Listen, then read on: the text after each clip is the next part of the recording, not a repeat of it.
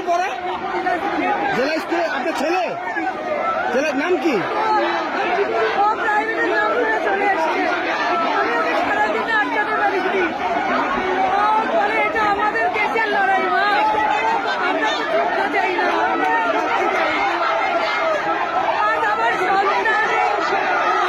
দেখতে পাচ্ছেন যে এখানে একজন অভিভাবক তার ছেলে কোনো বাধা মানেনি, এখানে আন্দোলন এসেছে, যার কারণে তিনিও বাসায় থাকতে পারেনি, তিনিও আন্দোলনে এসেছেন, বলছেন এটা সবার লড়াই, সবার দাবি, তাই আমিও এসেছি।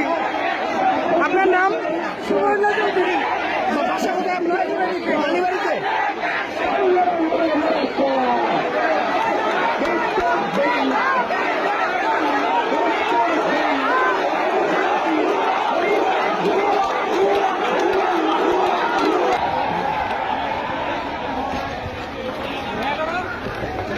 ভাই, আপনি আপনার সন্তানকে নিয়ে আসছেন, একটু আপনি বলেন আপনি কেন আসছেন এবং কি চান? আমার সন্তানদের অধিকারের জন্য আমি কোনো দর্শন আমি মনে করি না যে বাসায় বসে রাখা উচিত।